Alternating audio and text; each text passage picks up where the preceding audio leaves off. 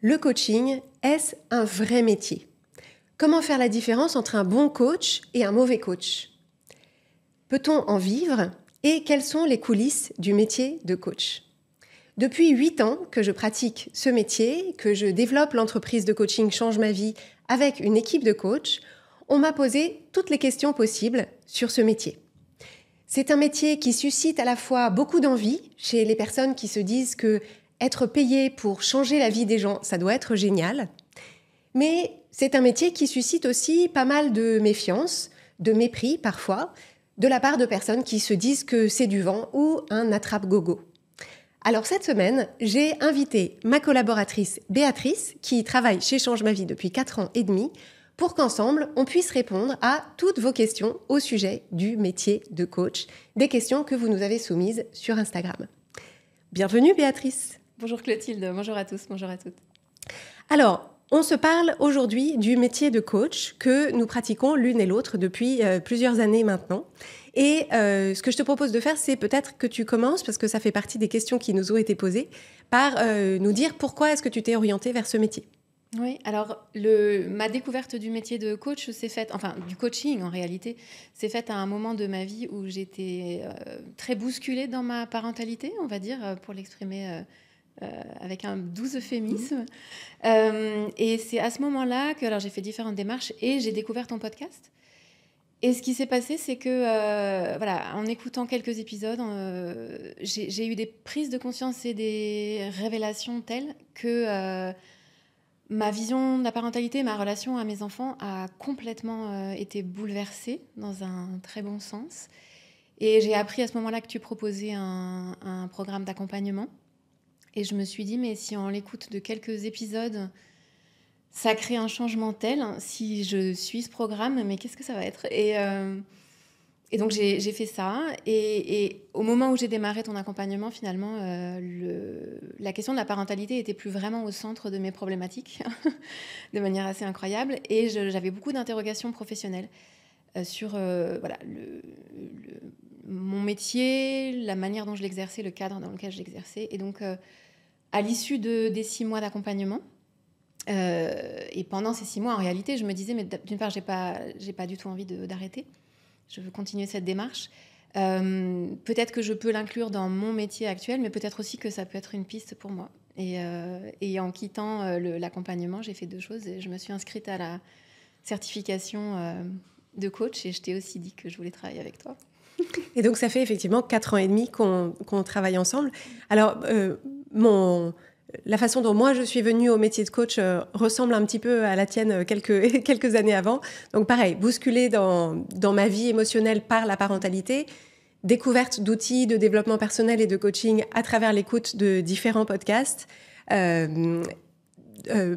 participation à un programme de coaching qui a également changé ma vie, puis inscription effectivement à une certification. Et donc moi, je suis coach depuis 2017. Et ça fait depuis 2018 que je développe à proprement parler l'entreprise Change ma vie. Alors, une question qui nous a été posée, c'est entre coach de vie et psy, voilà, les pour, les contre, pourquoi choisir d'être accompagné en coaching versus être accompagné par un psychothérapeute ou un thérapeute? Je pense que la première chose qu'on peut dire, c'est que ce sont effectivement des modalités différentes qui parfois sont tout à fait complémentaires. Et aussi des modalités d'accompagnement au sein desquelles il y a des différences d'approche, de méthodologie, de philosophie, de perspectives qui sont voilà, des différences énormes. Je pense qu'il y a des situations dans lesquelles un accompagnement par un professionnel ou une professionnelle de santé est nécessaire, voire indispensable, des situations de grande détresse psychologique. Et donc à ce moment-là, c'est dans ces situations-là qu'on parle de psychothérapeute ou de psychiatre, hein, on est d'accord ? Absolument, ouais. Et dans ces situations-là, on ne va pas nécessairement se poser la question, est-ce que je vais voir, est-ce que je sollicite un accompagnement par un ou une thérapeute ou est-ce que je vais vers le coaching ? Mais il y a plein d'autres situations qui sont des situations dans lesquelles on a un projet, un objectif, un désir de changement, et dans lesquelles on peut effectivement choisir une modalité ou l'autre. Ouais. Ouais. Ce que je peux apporter comme élément de complément, c'est que d'une façon générale, et encore une fois très schématique, parce qu'il y a beaucoup de façons pour les psychothérapeutes d'exercer leur métier et pour les coachs d'exercer leur métier. Et j'ajoute qu'avec la popularisation des outils de coaching, il y a aussi pas mal de psychothérapeutes qui intègrent des outils de coaching dans leur approche, et donc où finalement il peut y avoir une zone de recouvrement plus importante de nos jours entre les deux modalités d'accompagnement qu'il n'y en avait il y a 5, 10 ou 15 ans.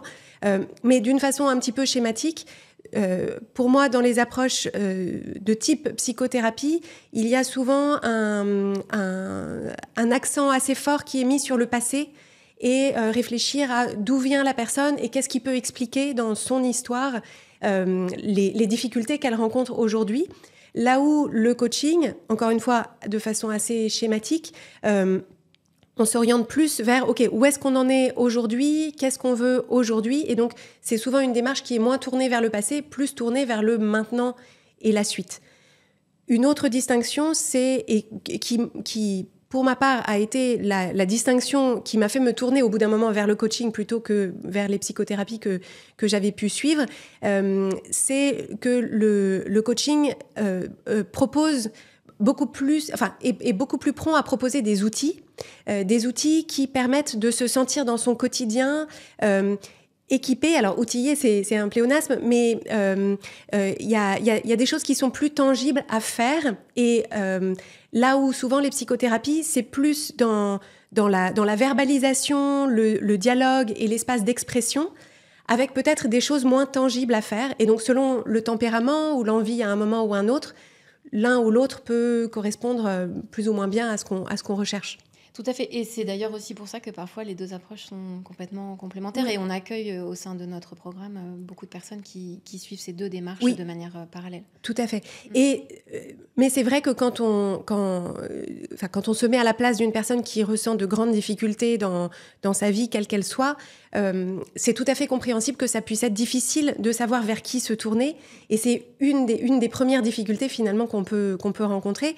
Et donc nous, dans les moments où on propose de s'inscrire au programme de coaching de Change ma vie, ça fait beaucoup partie des questions qu'on nous pose et autour desquelles on peut avoir un dialogue avec la personne en essayant de comprendre où est-ce qu'elle en est, quelle est la nature de ses difficultés, pour que nous, on puisse dire oui, notre approche va pouvoir vous apporter des choses sur cette partie-là, ou bien par rapport à ce que vous nous décrivez, on pense qu'une approche, aller voir un psychiatre ou aller voir un psychothérapeute sera une meilleure solution, quitte à revenir au coaching plus tard. Je pense notamment aux situations de burn-out où effectivement, quand on est totalement épuisé, c'est pas un bon moment pour se lancer dans une approche de coaching.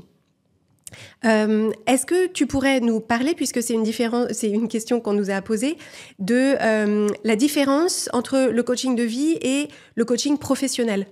Oui. Alors, au sein du coaching, comme on le disait tout à l'heure, il y a énormément de modalités et de spécialités différentes. On peut avoir du coaching sportif, du coaching de santé, du coaching professionnel. La spécificité du coaching de vie, c'est qu'on est vraiment dans une approche qui est décloisonnée. On va se proposer de faire le tour à 360 degrés des différents domaines de vie des gens. Ça peut inclure la vie professionnelle. Souvent d'ailleurs. Ça inclut souvent la vie professionnelle. Et ça ne se limite pas à ça. Et donc le coaching professionnel... Alors là aussi, selon les modalités, on va peut-être plutôt se focaliser sur le développement de certaines compétences, sur le point le changement qu'on aimerait instaurer, sur si c'est un coaching professionnel plutôt orienté management, sur des questions relationnelles dans la gestion d'une équipe, par exemple. Oui.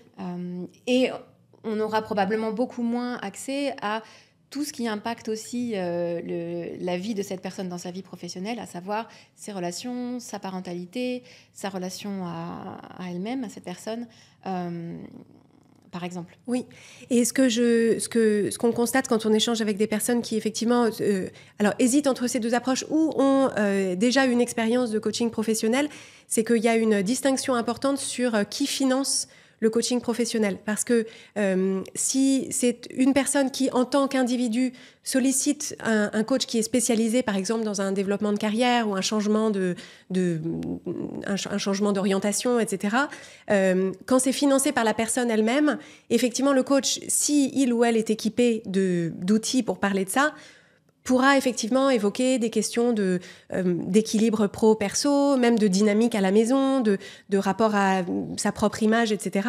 En revanche, ce qu'on constate, c'est que quand c'est un coaching professionnel qui est payé par l'employeur et où le coach professionnel a du coup une sorte de double loyauté envers la personne qui l'accompagne, mais aussi la personne qui finance l'accompagnement, il peut y avoir une forme de réserve ou de cloison qui est, non, tu vas pas te faire coacher sur ta relation avec ton mari alors que c'est ton boss qui paye l'accompagnement pour ta prise de poste.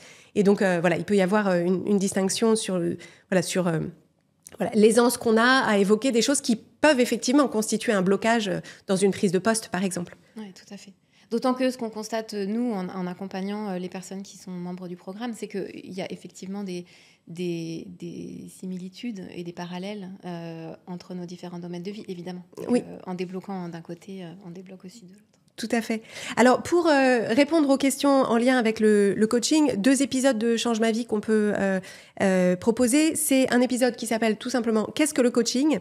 et un autre épisode qui s'appelle « Pourquoi le coaching de groupe ?» dans lequel j'évoque plus spécifiquement une des dimensions du coaching Change ma vie, qui consiste à avoir une démarche partagée qui permet donc de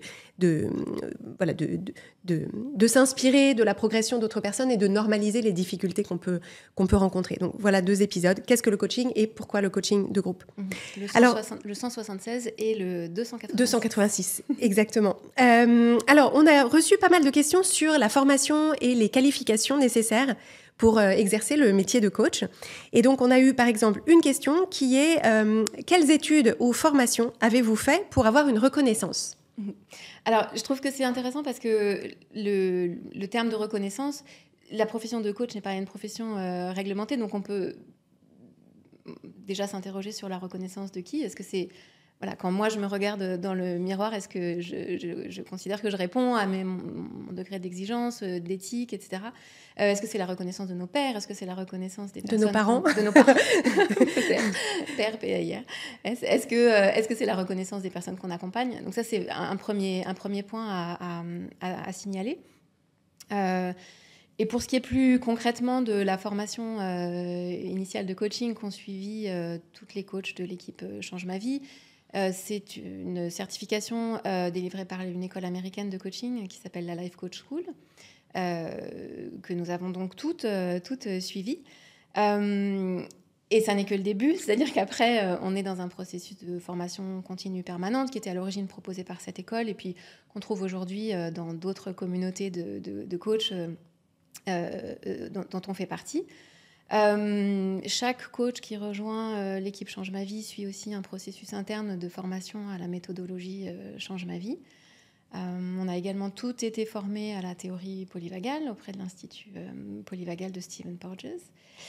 Et puis ensuite, on a aussi chacune nos domaines de prédilection. Voilà, pour ma part, je m'intéresse de très près. Alors, je me suis intéressée à la communication non violente, à tout ce qui touche le système nerveux et sa régulation, à la théorie de l'attachement, à l'IFS, l'Internal Family System, la Somatic Experiencing, sous la forme de formation certifiante ou pas. Mais je crois qu'il y a vraiment aussi une forme de curiosité permanente dans les lectures qu'on fait, les formations, les podcasts qu'on écoute, les conférences auxquelles on assiste. Et on n'arrête jamais, heureusement, d'apprendre et de comprendre.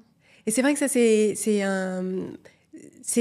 une des composantes, je pense, importantes de la plupart des coachs, je pense, c'est ce désir d'apprendre et de se perfectionner. Et je pense que ça me paraît être un marqueur important d'un coach ou d'une coach vraiment investie dans sa pratique. Il y a juste le revers de la médaille qui est que certains coachs suivent une quantité infinie de formations, pas tant par intérêt professionnel que par quête d'une forme de reconnaissance, pour essayer de trouver une confiance en elles ou une confiance en eux qui viendrait de l'extérieur. Donc attention à à la consommation excessive de formation. Mais en tout cas, nous, c'est plutôt inspiré, effectivement, par notre pratique personnelle dans un premier temps, notre développement personnel dans un premier temps, et aussi pour pouvoir accompagner le mieux possible nos clients et nos clientes. Alors, la formation que nous avons suivie à la Life Coach School, elle n'existe plus actuellement. On va voir est-ce que la Life Coach School la propose à nouveau dans les années qui viennent, mais c'est vrai qu'on ne peut pas la recommander en tant que telle, déjà parce qu'elle a évolué au fil du temps et qu'elle n'est plus proposée aujourd'hui. Mais donc, une question qui nous a été posée, c'est comment bien choisir sa formation, et est-ce que vous avez des recommandations ? Alors, on n'aura pas de recommandations d'écoles ou d'organismes ou d'instituts auxquels vous adressez. En revanche, un certain nombre de critères ou de questions à se poser. Ça peut commencer par est-ce que j'ai envie de me certifier auprès d'un organisme anglophone ou francophone ? Est-ce que je connais la démarche et les outils, la méthodologie qui sont employés ? Est-ce que j'ai déjà été coachée par une personne qui a suivi cette formation ? Est-ce que j'apprécie cette approche ? Et puis, est-ce qu'il y a des mentors qui m'inspirent ? Est-ce qu'il y a des outils que j'ai envie d'utiliser ? Est-ce qu'il y a un certain public que j'ai envie d'aider ? Est-ce qu'il y a un environnement dans lequel j'ai envie d'évoluer ? Est-ce que j'ai... Vas-y. Oui, il y a la question du présentiel ou à distance qui est effectivement un enjeu... Enfin, c'est souvent... Ça permet de choisir certaines écoles. Il y a un critère aussi qui me paraît vraiment important, et on aura l'occasion d'y revenir avec d'autres questionnements, mais c'est est-ce que c'est une école qui forme au métier de coach ? Alors ça, la partie métier du coaching, ça, généralement, c'est ça qui se passe. Mais est-ce qu'il y a une formation aussi à l'aspect entrepreneurial et business, en fait, de l'activité de coaching ? Est-ce qu'il y a une aide qui est apportée pour développer cette activité ? Parce que, et on y reviendra, si on veut vraiment exercer le métier de coach en tant que tel, il faut se préparer à le faire à son propre compte, en tout cas dans un premier temps. Et si on n'a pas fait des études, une école de commerce, ou si on n'a pas un bagage de gestion et un peu entrepreneurial, il va falloir l'acquérir à cette occasion-là. Et il me semble que des formations qui forment au métier de coaching sans avoir la partie OK, et une fois que vous êtes dans le vaste monde, comment est-ce que vous allez démarrer votre activité ? Il me semble que ça, c'est pas rendre service aux gens, parce que il manque un pied, quoi, pour marcher. Ouais. Et de la même manière, il y a aussi des organismes ou des institutions qui abordent toute la partie éthique. Oui. Et donc ça peut être un critère de choix, comme de prendre contact avec des personnes qui ont suivi cette formation et de les interroger sur leur retour. De se poser la question aussi de la formation continue, proposée ou non après. Oui. Par cet organisme. Et est-ce que cette formation continue à un coût ? Oui. Ou est-ce qu'elle fait partie de... Oui, et il y a un élément que je prendrais en compte si je devais choisir aujourd'hui une formation de coaching, c'est est-ce que c'est une école ou un institut qui a une communauté d'alumni forte et active. Donc par alumni, c'est le terme anglais, mais c'est les diplômés de cette école ou les personnes qui ont été certifiées de cette école. Y a-t-il une forme de communauté dans laquelle on peut s'épauler, trouver des réponses, échanger, rentrer en contact, etc. Parce que, encore une fois, comme c'est un métier qui se pratique principalement de façon solitaire et à son propre compte, et qu'on peut avoir aussi beaucoup de questionnements sur... il faut développer sa confiance en soi, on peut avoir des situations plus ou moins difficiles à gérer, des choix à faire, etc. C'est vraiment utile d'avoir une communauté de personnes, idéalement qui ont la même approche et le même bagage que soi, pour pouvoir bénéficier de l'expérience métier ou business d'autres personnes, idéalement bienveillantes. Ouais, tout à fait, parce que pour boucler un peu la boucle de cette question sur la formation, une des choses qu'on n'a pas évoquées tout à l'heure, c'est l'aspect supervision. Et oui. C'est quelque chose qu'on peut trouver, alors que nous, on pratique au sein de Change Ma Vie en interne, mais qu'on peut trouver aussi auprès d'une communauté de coachs formés à la même méthodologie que oui. La nôtre. C'est-à-dire la pratique qui consiste à demander du feedback à des pairs. Oui. pour continuer à apprendre, en fait. Oui. Et c'est vrai que pour ma part, cette idée d'une communauté de pairs, donc PAIR, je pense que c'est quelque chose qui m'a presque plus apporté dans ma formation de coaching et dans mon évolution de coach avec la communauté de la Life Coach School que la formation de base elle-même. Donc je pense que c'est vraiment... Pour ma part, le conseil que j'émets, c'est de vraiment pas négliger cette partie-là. Ouais. Et puis après, il y a évidemment, tu évoquais présentiel ou distanciel. Dans les aspects plus logistiques, il y a tout un tas de questions qu'on peut se poser. Est-ce que je dispose de toutes mes journées et d'un certain laps de temps pour me former ? Est-ce que j'ai besoin que ce soit condensé sur des week-ends ou sur des horaires du soir ? Que ce soit disponible en replay ? Enfin, tout un tas de questions auxquelles, qui permettent de clarifier en fait le choix. Et donc, une fois qu'on a choisi sa formation et qu'on a éventuellement suivi cette formation, une question qui nous a été posée, c'est comment se sentir légitime ? Qu'est-ce que tu en penses ? J'en pense que les outils du coaching aident beaucoup à se sentir légitime et que c'est effectivement une question qu'on peut beaucoup se poser, notamment au début. Et je dirais que c'est un mélange de croyances, de posture et d'expérience. C'est-à-dire que quand on démarre, il ne s'agit pas d'essayer de faire croire à quelqu'un qu'on a 30 ans d'expérience, parce que c'est tout simplement pas vrai. Mais donc, quand on démarre et en l'absence d'expérience, on peut s'appuyer sur la foi et la confiance qu'on a en sa formation, en son entraînement. On peut aussi proposer sa pratique à titre gracieux pour commencer. Être transparent, être transparente, je pense aussi, sur là où on en est. Et aussi être confiant ou confiante dans le fait qu'on apporte 100% de ce qu'on sait et de qui on est à la personne qu'on accompagne. Et puis petit à petit, en fait, on nourrit ça par la pratique et l'expérience. Ouais. Et alors, il y a un épisode de Change ma vie qui s'appelle « Êtes-vous légitime ?» et qui parle de ce que j'ai appelé le tabouret de la légitimité. Donc, si vous voulez le découvrir, l'épisode s'appelle « Êtes-vous légitime ?» Et je pense qu'il y a quelque chose aussi autour d'une sorte de contrat de coaching qu'on peut passer en début d'accompagnement avec les personnes qu'on se propose d'accompagner. C'est en fait, à partir du moment où la personne qui veut être coachée, on sait quels sont ses objectifs et quels sont ses enjeux, on a la possibilité de dire moi, par rapport à mon bagage et mon expérience, voilà ce que je pense pouvoir t'apporter, voilà ce que je te propose qu'on fasse ensemble. Et il y a à ce moment-là une sorte de consentement dans les deux sens qui est, par rapport à ce que moi je sais et ce que je sais faire, est-ce que ça correspond à ce que tu attends ? Et à ce moment-là, on y va. Et il n'y a pas d'histoire de légitimité parce qu'en fait, on s'est mis d'accord en amont. Versus avoir quelque chose d'un petit peu flou, de « OK, on va se parler une demi-heure par semaine pendant 6 semaines, mais finalement, qui suis-je pour essayer de t'aider ?» Donc, je pense que dans un premier temps, ce qui permet de construire sa légitimité, c'est d'être très clair sur, concrètement... ce que j'entends de ton besoin, ce que je peux apporter en face, est-ce que ça te va ? Oui, non, et on avance.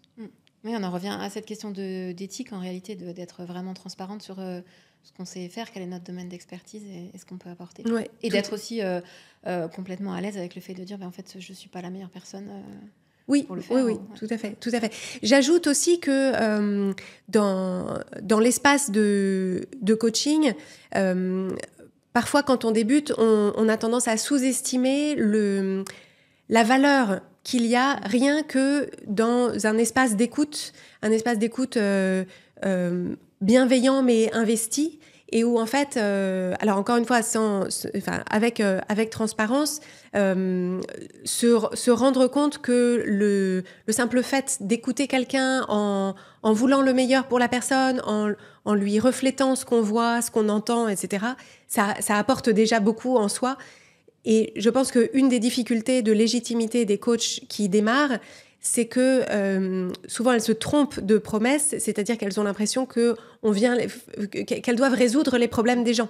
Et en fait, non, les gens vont résoudre leurs problèmes. Nous, on les aide à trouver leurs propres solutions.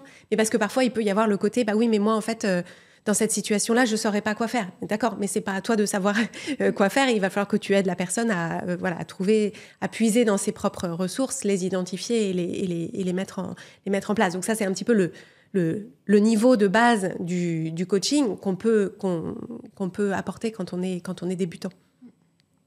On a eu ensuite des questions qui relèvent de la pratique professionnelle du coaching, donc un peu les coulisses. Et donc, il y a eu une question qu'on a retenue qui est « Comment arrivez-vous à analyser la difficulté du coaché en un temps record ?» Alors, on est formé pour ça. C'est-à-dire qu'on a des outils, on a notre méthodologie qui est éprouvée. Ce sont des outils qu'on a mis en place, utilisés, mis en pratique des centaines et des milliers de fois maintenant, et qui nous aident à avoir une grille de lecture et de compréhension de ce que nous apporte la personne. Et puis on a aussi notre posture d'écoute active et curieuse. C'est-à-dire qu'on va se proposer de distinguer dans ce que la personne nous apporte les faits de l'interprétation des faits. On va être attentive au langage non verbal de la personne. On va interroger ce qui nous est dit, ne pas croire en premier niveau à l'histoire qui nous est racontée, par exemple. Et j'ajouterais une dimension qui est en tout cas très forte dans ma pratique du coaching, c'est la dimension intuitive, où en fait on a effectivement une formation, des grilles de lecture, de l'expérience, et alors de façon, que ça vienne de ça ou que ça vienne d'une forme de sensibilité, parce que souvent les coachs sont des personnes qui sont sensibles et empathiques, et donc c'est souvent des décennies à déceler un peu les émotions des gens, mais pour moi, ce qui se passe dans un échange de coaching, c'est qu'en fait, alors déjà, moi, juste pour vous dire comment ça se passe dans ma tête, déjà, j'ai une sorte de représentation mentale j'ai comme une représentation schématique de ce que la personne est en train d'expliquer, avec un peu des blocs et des rouages. C'est un peu comme ça que ça se présente dans ma tête, et souvent de cette espèce de cartographie intérieure. En fait, il y a quelque chose qui se... Voilà, comme j'ai l'image là d'un filon, comme un filon dans une mine d'or, où en fait, je repère un truc où je me dis, en fait, ça, c'est le fil sur lequel il faudrait... Alors, je mixe les métaphores. Hein, on a la métaphore minière, les rouages et le fil, mais je sens qu'il y a quelque chose, en fait, qui apparaît qui apparaît au premier plan, et où, en fait, c'est ça que je me dis, en fait, c'est ce truc-là qu'on va retourner pour voir ce qu'il y a là-dessous. Et je pense que si on tire là, tout le reste va se dénouer. Et donc, je pense que là aussi, dans la pratique de coaching, je trouve que c'est très utile de pouvoir s'appuyer sur ces deux dimensions. Une dimension structurée de formation, d'outils, etc. Et aussi la partie plus intuitive, parce que le coaching, c'est quelque chose de profondément humain, et que la puissance du coaching naît dans une interaction de sensibilités qui se rencontrent, et que ça, il faut s'autoriser à le développer et à l'écouter. Tout à fait. Et puis, parce qu'en réalité, on n'est pas du tout là pour avoir tort ou raison. Et ce qui peut tout à fait se passer dans un échange de coaching, et ce qui se passe souvent, c'est de parfois formuler une hypothèse, formuler ce qui a été notre intuition, et de voir comment ça fait écho ou non chez la personne qu'on accompagne. Parfois, c'est justement de soulever ça qui permet à la personne de dire, en fait, quand je t'entends dire ça, je me rends compte, c'est pas ça, c'est tel autre truc. Et donc en fait, c'est le fait d'avoir quelque chose contre lequel... une force dans un sens qui permet de dévoiler la force dans l'autre. C'est ça, ouais. Et ça, c'est quelque chose, justement, j'ai parlé de sensibilité et d'empathie, et donc c'est une interrogation qui peut se présenter et qui nous a été formulée sur quel est le talent pour être pro en restant neutre et ne pas emporter les émotions des autres. Donc il y a cette idée de, est-ce que je vais recevoir toute la journée les difficultés des gens, et puis à la fin de la journée, me sentir vidée ou comme une éponge. Ouais. Je pense qu'il y a différentes choses. Il y a là aussi beaucoup d'outils de coaching qui peuvent nous aider. L'indépendance émotionnelle, c'est quelque chose que les auditeurs et les auditrices de Change ma vie connaissent bien. Et on peut être en fait dans la compassion sans être emporté par ce que nous dit la personne qu'on accompagne. Et je pense aussi fondamentalement que il y a cette idée que on peut être en fait complètement comprendre la douleur, la difficulté où se trouve cette personne et avoir mais 1000% foi en sa capacité à traverser cette expérience, à faire émerger les solutions, à trouver ses réponses. Et c'est cette confiance-là en fait qu'on lui transmet qui nous aide aussi à ne pas être...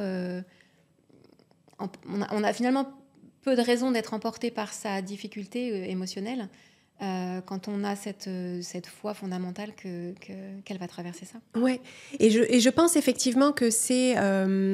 je pense que pour être un bon coach, il faut avoir vraiment chevillé au corps cette foi fondamentale dans la capacité de résilience de l'être humain.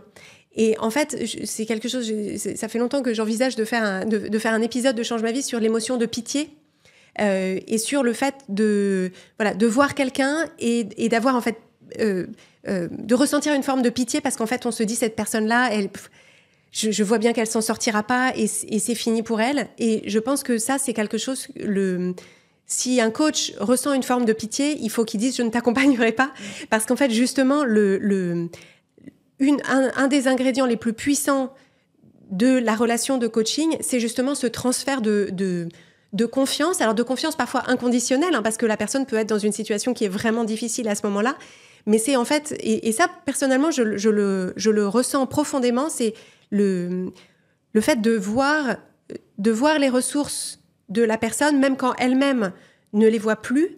Et c'est le fait que moi, je les vois et que je lui communique ma conviction dans le fait que ça sera peut-être difficile et ça prendra peut-être du temps, mais elle va trouver, elle va y arriver et elle va traverser cette situation-là. Donc ça, c'est un élément un peu philosophique de la posture du coach. Et je pense qu'il y a aussi un autre élément de l'état d'esprit du coach, du bon coach, c'est le fait de se dire, l'acceptation du 50-50 de l'existence humaine. Et en fait, de se dire, on n'a pas, la vie ne nous doit pas un chemin semé de pâquerettes et de papillons. Et donc, en fait, ça n'est pas parce que la personne en face de moi traverse une situation difficile que ça veut dire quoi que ce soit sur elle, que ça veut dire qu'elle a pas eu de chance ou tiré le mauvais numéro, ou voilà, c'est ce qu'elle traverse. On peut tous traverser des périodes aussi difficiles que ça à un moment ou à un autre, et maintenant qu'est-ce qu'on fait? Plutôt que de s'apitoyer sur le sort de la personne, peut-être avec elle. Tout à fait, ce qui, au final, ne l'aidera pas du tout. Du tout. et ça n'empêche pas du tout de normaliser et d'entendre ce qu'elle ressent. Et je pense que, d'ailleurs, dans des situations tu évoquais le 50-50 et les difficultés émotionnelles que, évidemment, toutes les personnes qu'on accompagne, et nous y compris, rencontrons régulièrement. Le fait d'être là et d'être... une des choses qu'on apprend, une des compétences qu'on développe, c'est aussi celle de s'ancrer dans un état du système nerveux très régulé, oui. Et d'offrir, justement, d'être le partenaire ou la partenaire de régulation de la personne qu'on accompagne pendant cet échange. Et de savoir que, oui, en fait, tes larmes sont les bienvenues, tes émotions sont les bienvenues, c'est OK, on est là, je suis là, on va traverser ça ensemble et tout va bien se passer. Et donc, tu évoquais à l'instant les difficultés émotionnelles que nous-mêmes, on rencontre, bien évidemment. Une question qui nous a été posée, c'est est-ce que les coachs sont forcément épanouis / heureux? Oui, j'ai beaucoup aimé cette question, j'avoue. Ce qui me venait en réponse à cette question, c'est que, ma foi, les coachs sont des êtres humains. Comme les autres. Voilà. Et donc, le 50-50, c'est pour nous aussi, ce qui est une bonne chose, parce qu'au bout du bout, c'est ça qui fait qu'on est aussi en capacité d'accompagner les gens. L'idée, c'est pas... Et d'ailleurs, toute démarche de coaching, l'idée, c'est pas de devenir des robots et de ne plus rencontrer d'émotions inconfortables ou... Pas du tout. Donc, Oui, une différence avec peut-être une personne lambda, c'est que un coach a des outils qu'elle sait. D'une part, il y a cette compréhension, je pense, et cette normalisation de l'expérience humaine, et ça fait énormément. C'est d'ailleurs, je pense, une des puissances du programme du fait que notre programme est un programme de groupe. C'est qu'on voit très vite qu'on n'est pas seul, que c'est pas nous qui avons un problème, mais que c'est comme ça que fonctionnent les humains. Donc il y a cet aspect de normalisation, le fait d'avoir des outils et d'avoir dans son entourage en réalité des pairs, encore une fois PAIRS, auprès desquels se tourner si on a besoin. Oui. Ce que je pourrais apporter en complément, c'est que, alors oui, complètement, c'est-à-dire que la même expérience humaine que tout le monde, avec des hauts et des bas.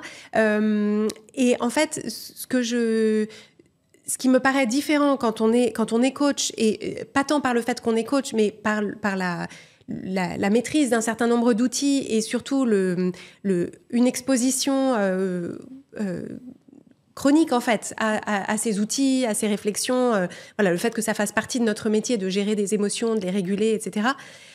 Pour moi, la grosse différence, c'est qu'en fait, les difficultés, enfin, j'ai en tout cas la sensation pour ma part que les difficultés que je rencontre, ce sont des difficultés qui sont utiles dans le sens où il y a tout un tas de situations de prise de tête, d'émotions pénibles, etc., qui finalement n'apportent pas ne permettent pas d'avancer dans sa compréhension de soi-même, ne permettent pas d'apporter une meilleure compréhension au sein des relations, etc. C'est vraiment des cailloux dans la chaussure où il suffit de s'arrêter et juste vider la chaussure.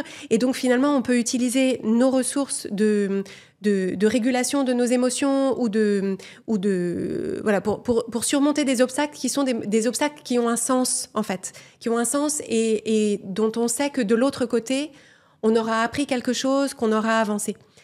À l'inverse, je me souviens, avant d'avoir ces outils-là, je me sentais très encombrée dans mon quotidien par tout un tas de trucs dont je savais en plus rationnellement que je devrais pas me prendre la tête là-dessus ou être aussi retournée par telle ou telle situation, mais je ne savais pas comment, je ne pouvais pas faire autrement parce que j'avais pas les outils.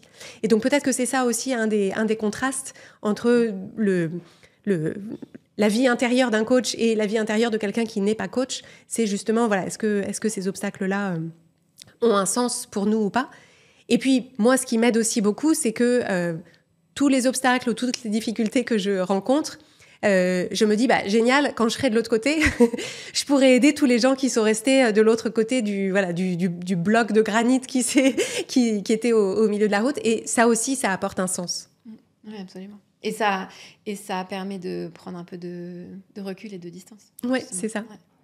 Ouais. Autre question qui nous a été posée, c'est comment gérez-vous avec les copines, la famille, pour ne pas passer pour la coach H24 ?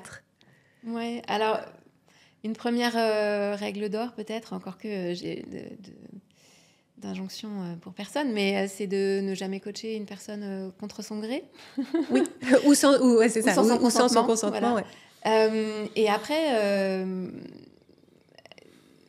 il y a beaucoup de nuances, c'est-à-dire que dans mon entourage, je sais qu'il y a des personnes qui ne sont pas du tout intéressées par cette démarche, et j'ai à l'inverse aussi la chance d'être entourée par des personnes qui sont tout aussi passionnées que moi par le fonctionnement du cerveau humain, etc. Auquel cas, c'est un sujet de conversation pas permanent, mais enfin quand même très fort dans la relation.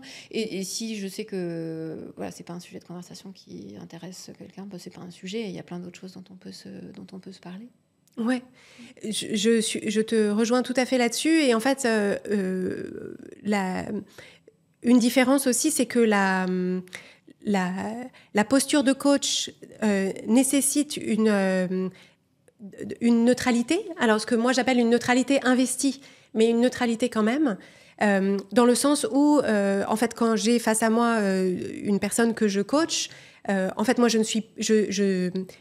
les décisions qu'elle prend ou ce qu'elle choisit de faire de sa vie en général, moi, ça ne m'impacte pas, ça ne m'affecte pas. C'est-à-dire, je veux le meilleur pour elle. Et donc ça, c'est la partie investie. Je veux le meilleur pour elle selon ses propres termes. alors que quand je suis avec ma meilleure amie ou avec mon mari ou avec ma sœur, je suis investie, mais il n'y a pas la neutralité. C'est-à-dire, et surtout, alors ce n'est pas la neutralité que je ressens, mais c'est pas non plus la neutralité que ma sœur me demande. Ma sœur, elle me demande une autre, voilà, un lien qui est un lien d'une autre qualité. Et donc, pour moi, c'est beaucoup là-dessus que ça se joue. Et je ressens aussi personnellement dans la façon que j'ai d'apporter, c'est-à-dire que si quelqu'un me parle d'une situation où j'ai la partie coach de mon cerveau qui s'est déclenchée, en fait, si j'ai envie d'apporter quelque chose, je le contextualise dans le sens où j'explique que par exemple, sans qu'il y ait des formules toutes faites, mais je m'assure que la personne sait que là, j'entre en mode coaching, en mode c'est aussi mon expertise professionnelle. Et donc, si tu veux que je te dise ce que je vois, moi, il me semble que... mais voilà, je mets des précautions pour que la personne ait la possibilité de me dire très rapidement, en fait... Alors, ça ne m'est jamais arrivé, mais elle pourrait me dire, en fait, non, là, j'ai juste envie que tu me dises que oui, c'est une sale personne et que j'ai bien eu raison de lui dire ça. Donc, en fait, je trouve qu'il y a quand même quelque chose de l'ordre de la finesse dans la communication qui fait qu'on sent bien. Est-ce que les gens sont ouverts, ont envie d'entendre ça, ou est-ce qu'ils ont juste envie qu'on soit dans une forme de commisération ou d'être complètement d'accord avec eux que leur patron est une sale personne, quoi. Ouais, tout à fait. Alors, on a eu pas mal de questions sur les aspects entrepreneuriaux du métier, puisque comme je l'évoquais en introduction, c'est plutôt le coaching, si on veut en faire son cœur de métier, c'est-à-dire être principalement coach, c'est plutôt quelque chose qu'il faut au moins démarrer. Enfin, il y a peu de postes salariés pour être coach. Et donc, justement, la question qui a été posée, c'est « Faut-il forcément se lancer en indépendant ? Il n'y a pas l'air d'exister beaucoup d'entreprises comme Change ma vie. » Alors, je confirme, il n'y a pas beaucoup d'entreprises comme Change ma vie. Il n'y a pas du tout. Voilà. Pardon, j'aurais dû te laisser le dire, ça aurait été beaucoup plus convaincant. Mais alors, bon, je suis une preuve vivante qu'on n'est pas obligé de se lancer en indépendant. Cela dit, je pense effectivement qu'en France, en tout cas, il existe peu d'entreprises comme Change ma vie et que le chemin le plus fréquent, ce sera celui de l'entrepreneuriat. C'est sans doute différent dans des pays anglo-saxons. Je pense qu'il y a peut-être plus d'entreprises dans lesquelles on peut travailler en tant que salarié, en tant que coach. Au sein de grandes entreprises aussi, je pense que de plus en plus, c'est quelque chose qui peut intéresser les grandes entreprises. Mais bon, la réponse est probablement non. Oui. C'est pas 100% d'entrepreneuriat, mais une grande partie quand même. Et une distinction qu'on peut apporter, c'est que, à mon sens, la réponse, c'est quand même, si vous voulez être coach, préparez-vous au moins à avoir le bagage pour vous lancer de façon indépendante. Mais après, il y a un peu deux façons de pratiquer en indépendant. Il y a en indépendant pour son propre compte et donc développer sa propre audience, développer ce qu'on appelle en marketing sa propre niche, c'est-à-dire, c'est très moche d'ailleurs comme nom, mais décider, voilà, qui est-ce que j'aide, qu'est-ce que je propose, etc. Et donc, du coup, de se faire connaître, développer des offres, etc. Donc ça, c'est une façon de se lancer en indépendant. Mais il y a aussi la possibilité d'intervenir en freelance pour le compte d'entreprises qui ont des programmes de coaching qui nécessitent, comme le programme de coaching Change ma vie, une équipe de coach et qui, sans les salariés, comme nous, c'est le cas chez Change ma vie, veulent les faire intervenir en tant que freelance pour étoffer une équipe. Et donc, je pense qu'il y a aussi cette idée, parce que finalement, dans cette idée de salariat, il y a bien sûr l'idée que je vais avoir un salaire qui tombe à la fin de chaque mois. Et donc ça peut être effectivement un facteur qui peut être que certaines personnes peuvent trouver en tout cas sécurisant. Mais il y a aussi le fait de faire partie d'une équipe qui est souvent la crainte en fait de se lancer en indépendance et de se sentir assez seul. Et donc là, la possibilité d'intervenir au sein d'une équipe en freelance, mais au sein d'une équipe de coach qui travaille autour d'un programme commun, etc., ça peut être aussi une possibilité. Et du coup, parce que c'était aussi une des questions qu'on avait reçues sur les conditions de travail d'une coach, ou d'un coach, elles vont être très différentes selon que, justement, c'est quelqu'un qui travaille à son propre compte, qui travaille en freelance, qui travaille au sein d'une équipe, oui, qui travaille en présentiel, qui travaille en distanciel. Oui, c'est ça. C'est vrai que la plupart des entreprises de coaching qui sont susceptibles de, soit de rendre salariés, soit de faire travailler en freelance des personnes, généralement opèrent en ligne. Et donc, il y a souvent une flexibilité sur le lieu de travail et la possibilité d'être en télétravail, ce qui, selon qu'on aime ou qu'on n'aime pas, peut être un point positif ou un point négatif.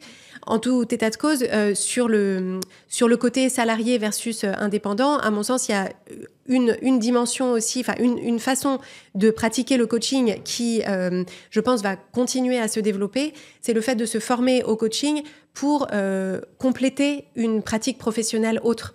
Et donc, typiquement, ce qui est attendu des managers dans les entreprises en général, mais les grandes entreprises en particulier, nécessite de plus en plus d'avoir des outils de coaching pour accompagner les équipes, pour les porter vers une forme de performance, mais aussi de bien-être au travail, etc. Et donc, ça peut être une façon. Et donc, nous, on connaît dans notre réseau pas mal de personnes qui ont suivi la même formation que nous, mais qui valorisent cette casquette de coaching en double compétence avec une compétence métier par ailleurs. On a également pas mal de professions de soins.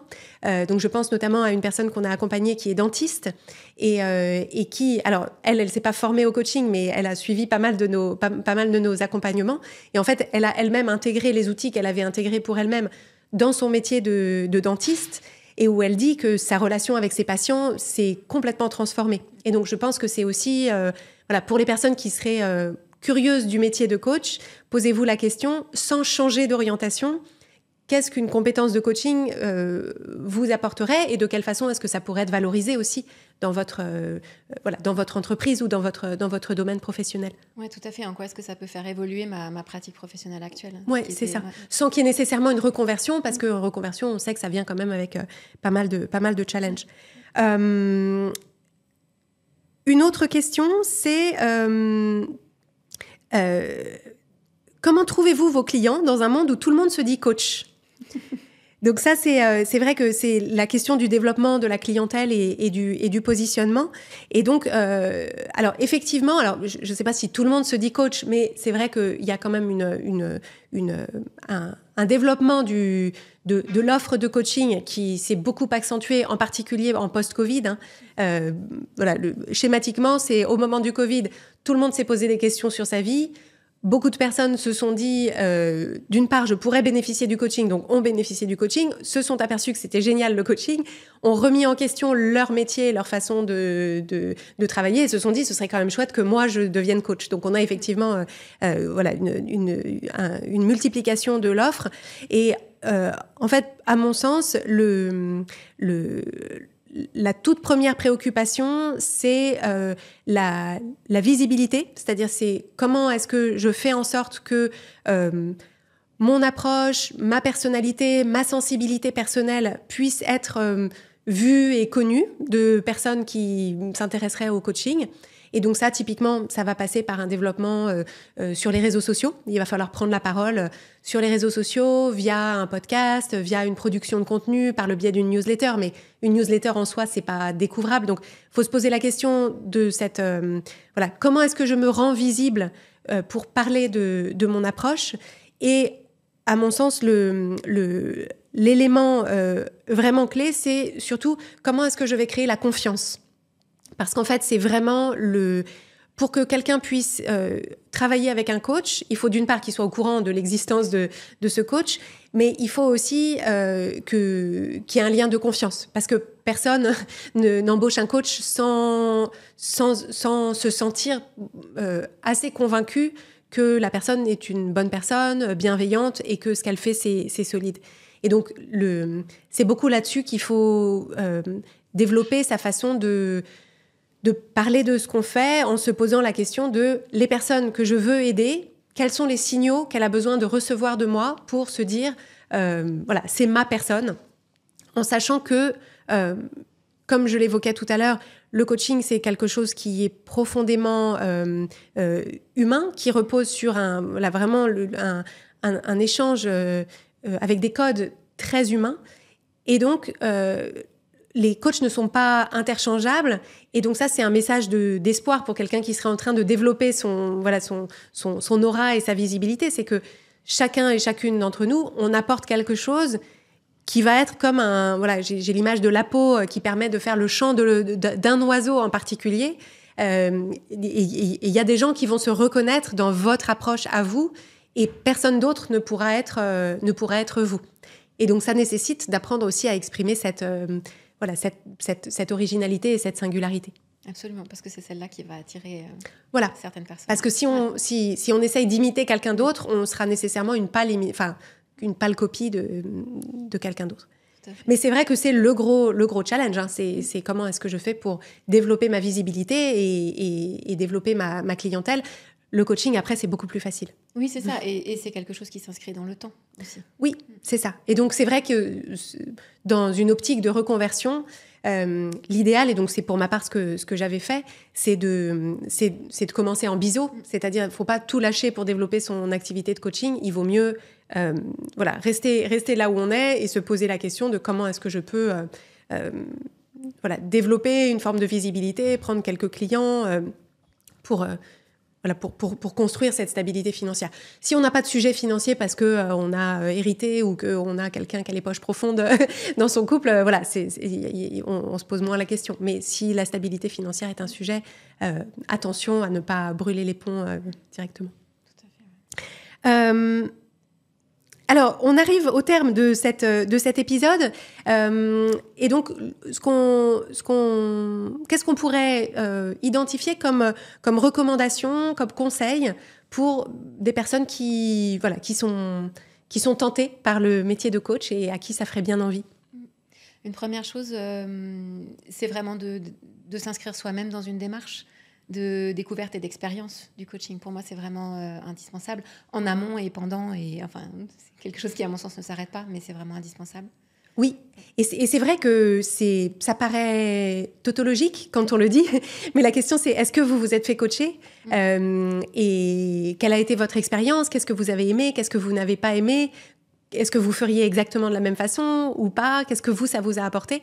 Parce qu'en fait, justement, pour vendre du coaching, il faut être l'exemple soi-même des bénéfices du coaching. Et que si on hésite soi-même à investir dans une démarche de coaching, c'est assez difficile de parler à quelqu'un qui hésite à s'investir avec vous. Donc il y a quelque chose d'un petit peu circulaire dans ce raisonnement. Une recommandation que je pourrais ajouter, c'est que je pense que le métier de coach, du fait justement que n'importe qui peut s'improviser coach, je pense que ça a été représenté parfois comme une sorte de métier un peu magique où il suffirait de 3 semaines de formation et puis pouf, vous avez votre certification de coach et c'est les millions qui vous attendent. Et alors ça, c'est un miroir aux alouettes total. Et donc, je pense qu'il faut vraiment s'inscrire dans une démarche où se dire, en fait, si je veux devenir coach, c'est un métier à part entière qui nécessite une formation initiale, une formation continue, de l'expérience, de l'expertise, un investissement personnel, un développement de mon activité, etc. Et donc, ça n'est pas quelque chose qui va vous permettre de d'un coup développer une activité. Ça peut, il y a des exemples, mais ce sont plus les exemples qui sont utilisés pour vendre des formations de coaching que vraiment l'expérience de la majorité. Et qu'à mon sens, ce qui fait la différence entre les personnes qui arrivent à en vivre et à vraiment développer leur activité d'une façon pérenne et les autres, c'est d'aimer la partie entrepreneuriale, de prendre du plaisir et idéalement une forme de passion pour le développement de l'activité en elle-même, donc la partie business, tout autant que pour la partie métier. Et en tout cas, je le dis parce que c'était mon cas, je suis vraiment aussi intéressée par mon métier de coach que toute la partie développement du marketing autour du coaching, de l'équipe, du management, de la gestion de l'entreprise. Et ça, je pense que c'est une clé importante. Tout à fait. Tu aurais des perspectives d'avenir sur le métier de coach à apporter aux personnes qui nous écoutent ? Je pense qu'on est à une époque ou à une situation intéressante où effectivement le métier s'est beaucoup développé et de plus en plus connu. On a beaucoup d'offres d'entrée de gamme. On a aussi l'intelligence artificielle qui arrive et qui peut, pour certaines personnes, remplacer une première approche ou un premier niveau peut-être de coaching. L'idée, ça va être je pense, d'arriver à développer vraiment